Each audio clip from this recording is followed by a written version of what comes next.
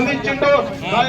ఆయన ప్రాణాలు కూడా సైతం లెక్క చేయకుండా డాక్టర్ తో ఉండి అందరూ కూడా ప్రాణభిక్ష పెట్టినటువంటి వ్యక్తిగా మన ముందుకు వస్తున్నాడు. అలాంటి కనిపించని వ్యక్తి కాంగ్రెస్ అభ్యర్థిగా లేకుంటే టీఆర్ఎస్ అభ్యర్థిగా ఎక్కడ కనిపించని వ్యక్తులకు ఓటేదమ్మా ఒకసారి ఆలోచించవలసిందిగా భారతీయ జనతా పార్టీ లేకుండా మనం అమూల్యమైన ఓటును ఏ సాధించుకోవాలన్నా మనకు ఉన్నటువంటి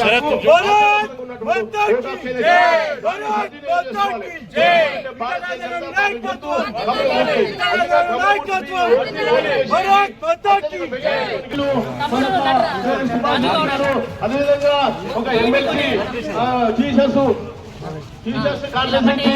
ఉన్నటువంటి ఎమ్మెల్సీ జనార్దన్ రెడ్డి గారు, అదేవిధంగా తాడూరు శ్రీనివాస్ గారు, ఎంపీసీ చైర్మన్ గా ఉన్నటువంటి శ్రీనివాస్ గారు, ఇంకా అదేవిధంగా చాలా మంది జేఏసీ నుంచి పనిచేసినటువంటి వ్యక్తులందరూ కూడా భారతీయ జనతా పార్టీ